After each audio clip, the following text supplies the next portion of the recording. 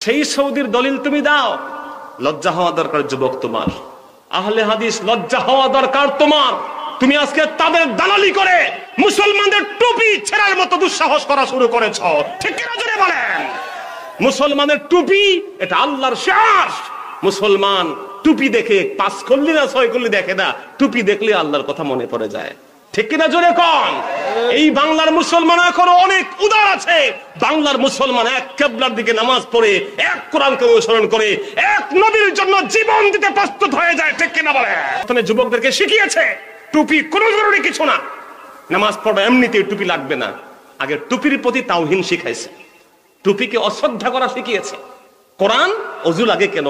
যেমনি ইচ্ছে এমনি কোরআন ধরবা, ঠিক কিনা জোরে কর? এজন্য যদি আপনি বলেন 5 কল্লি টুপির মধ্যে সব আছে, এটা না পড়লে তুই মুনাফিক, তুই এইটা সেইটা। তাই এই জন্য ভাইরা, আমার রাসূল সাল্লাল্লাহু আলাইহি ওয়াসাল্লামকে আল্লাহ তাআলা দ্বিতীয় যে গিফট করেছেন তা হচ্ছে বেস্ট কিতাব, আসমানি রিভিল যে বুক, এর মধ্যে সর্বোত্তম বইটা এই পৃথিবীর ইতিহাসে আল্লাহ তাআলা তার নবীকে দিয়েছেন। সুবহানাল্লাহ বলবেন না ভাইরা? এমন বই, এমন কিতাব, যে কিতাবের উপরে আমল করে মানুষ মুসলমান হচ্ছে। আমাদেরকে দেখে মুসলমান মানুষ হচ্ছে না ভাই, মুসলমান হচ্ছে আল্লাহর কোরআন দেখে, কোরআন শুনে, কোরআন পড়ে। সুবহানাল্লাহ কোন? সুবহানাল্লাহ। আমাদের আমল আখলাক, আমাদের চালচলন, আমাদের যেই স্বভাব চরিত্র, এটার সাথে কোরআনের অনেক দ্বন্দ্ব হয়ে গেছে। কোরআন কারীম বলছে মিছা কথা বলা হারাম, কোরআন কারীম বলছে সুদ খাওয়া হারাম, কোরআন কারীম বলছে মিথ্যা মামলা দেওয়া হারাম, কোরআন কারীম বলছে জেনা ব্যভিচার হারাম, কোরআন কারীম বলছে অঙ্গ বিকৃত করা হারাম। এই প্রত্যেকটা আমল আমাদের সমাজে আছে না নাই? দুর্নীতি করা কি কোরআনে জায়েজ আছে? জোরে বলেন। জুলুম করা জায়েজ আছে? জুলুম বাংলাদেশে আছে না নাই? এই জন্য বন্ধুগণ, বিনয়ের সাথে বলি, ইসলাম কারা মানে এ নিয়ে রিসার্চ হয়েছে। এই রিসার্চটা করেছে জর্জ ওয়াশিংটন ইউনিভার্সিটির একজন গবেষক। আমেরিকায় বসে গবেষণা করে দেখিয়েছে নামাজ রোজা বাদ দিলে ইসলাম কারা মানে। আবারও বলি, নামাজ রোজা বাদ দিলে ইসলাম থাকে না, কিন্তু শুধু নামাজ রোজা হজ যাকাতের নাম ইসলাম নয়। ইসলাম হচ্ছে কমপ্লিট কোড অফ লাইফ। এই দিন কারা মানে? সমাজ ব্যবস্থা, চলা ফেরা, ওঠা বসা, লেনদেন, ব্যবসা বাণিজ্য, রাজনীতি, সমাজনীতি, পররাষ্ট্রনীতি, সংসার, সমাজ, সবকিছুর বিবরণ, ডেসক্রিপশন আমার ভাইরা বলেন তো ইসলামে আছে না নাই? আছে। এই সামগ্রিক দিন কারা মানে, এটাকে খুঁজতে গিয়ে আল্লাহর গোলাম দেখিয়েছে সর্বনাশ। পৃথিবীর প্রথম 20টা দেশের মধ্যে একটা মুসলমান নাই। কোরআন মানে প্রতিবেশীর অধিকার রক্ষা করে, আইনের শাসন আছে, ভাইকে ভাই বলে সম্মান দেয়, মানুষের অধিকার দেয়, মানুষকে সম্মান দেয়। পৃথিবীতে প্রথম ইসলাম মানে নিউজিল্যান্ড, ইসলাম মানে আইসল্যান্ড, ইসলাম মানে কানাডা। পৃথিবীর প্রথম সারির কোন ইসলামী দেশ প্রথম 20টার মধ্যেই নাই। নাউজুবিল্লাহ কইবেন না? এজন্য আমি শঙ্কিত। আমি আপনাদেরকে বারবার এই কথা বলেছি, যদি কিয়ামতের দিন এক হিন্দুকে আল্লাহ জিজ্ঞেস করে তুই কেন মুসলমান হস নাই, আর সে যদি বলে আল্লাহ আপনি আমাকে একটা মুসলমানের ঘরে জন্ম দিলেই হইতো, আমি মুসলমান হয়ে যাইতাম। কেন? কারণ বাংলাদেশের মুসলমানদেরকে দেখে, বিশ্বের মুসলমানকে দেখে আমি বুঝি নাই যে ইসলাম এত সুন্দর। আল্লাহু আকবার কর। কারণ আমাদের মধ্যে অনেক কিছু আছে যা কোরআন এবং সুন্নাহর সাথে সরাসরি সাংঘর্ষিক। পৃথিবীর ইসলাম কারা মানে? সৌদি আরব নিয়ে দলিল দিচ্ছ আহলে হাদিসের ভাই, তুমি লজ্জা হওয়া উচিত তোমার।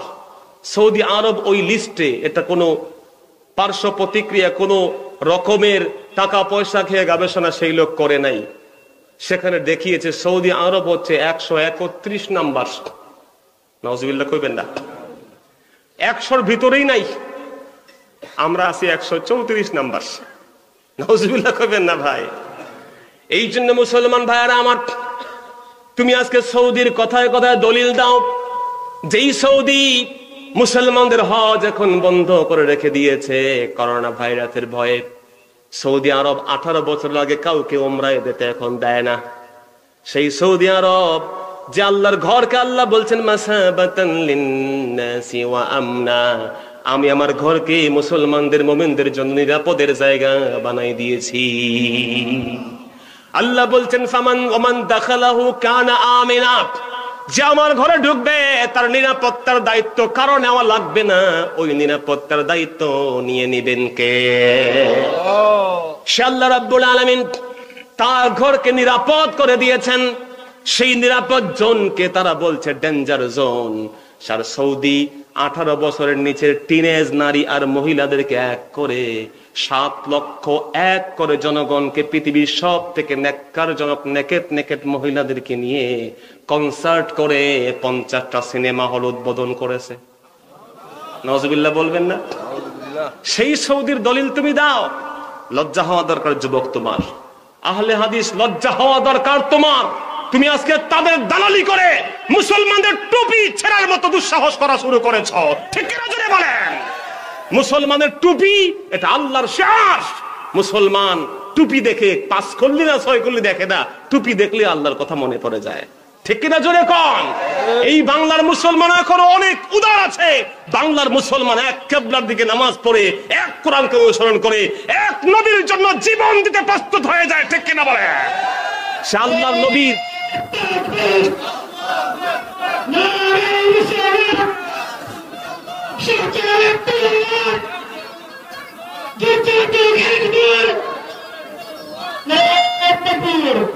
এই জন্য মুসলমান মনে রাখবেন, টুপি আল্লাহর নিদর্শন, মসজিদ আল্লাহর নিদর্শন, কোরআন আল্লাহর নিদর্শন, কাবা ঘর কার নিদর্শন? আল্লাহর নিদর্শন। টুপি লাগে না। নামাজ পড়তে হলে টুপি যদি কেউ না পড়তে পারে নামাজ হবে তার। আমি আপনার সাথে একমত। প্রথমে এগুলোর সম্মান তারা নষ্ট করছে। প্রথমে যুবকদেরকে শিখিয়েছে টুপি কোনো জরুরি কিছু না, নামাজ পড়বে এমনিতে টুপি লাগবে না। আগে টুপির প্রতি তাওহীন শিখাইছে, টুপিকে অশ্রদ্ধা করা শিখিয়েছে। কোরআন ওযু লাগে কেন?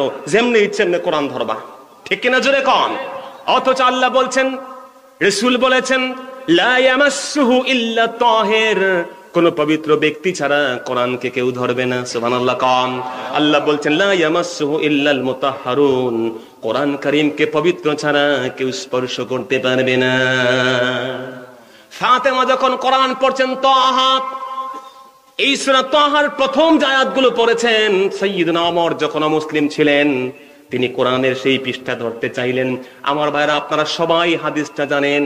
ফাতেমা বললেন, ভাই এটা যেন তেন কোনো পৃষ্ঠা না, এটা হচ্ছে মাসহাফ কোরআন, এটি ধরতে হলে তোমাকে ভাই আগে ওযু করে ফেলতে হবে। সেই কোরআন শরীফ যখন ধরে ওমর, তাহা মা আনজালনা আলাইকাল কোরআন লিতাশকা, আবরণ সৃষ্টি হয়ে গেল। সাইয়্যিদনা ওমর চোখে পানি ছেড়ে দিলেন, নবীর কদমে এসে মুসলমান হয়ে গেলেন। আল্লাহু আকবার।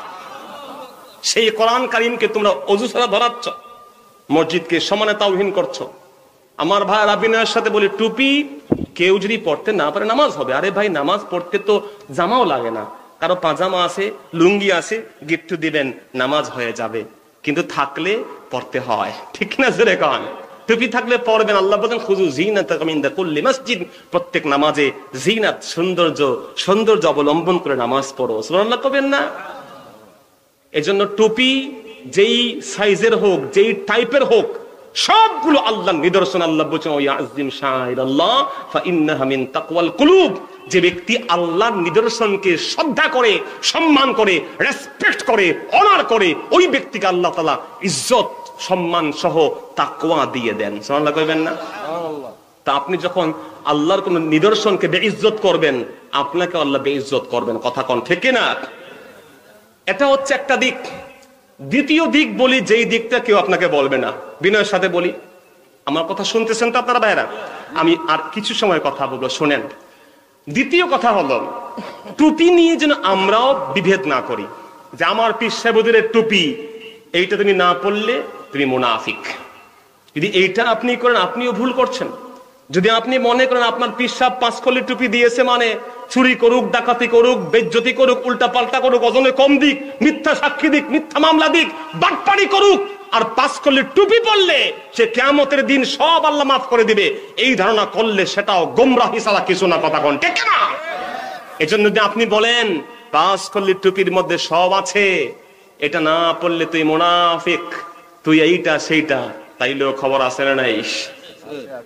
এই জন্য আমরা যদি এই বিষয়গুলো খেয়াল করি ভাইয়েরা আমার, আল্লাহর নিদর্শনকে সম্মান করবেন। কোরআন কারীম আমরা অর্থ সহ পড়ার চেষ্টা করব। অর্থ সহ কোরআন পড়লে আল্লাহ তাআলা সওয়াব অনেক গুণ বাড়ায়া দিবেন। সুবহানাল্লাহ কইবেন না?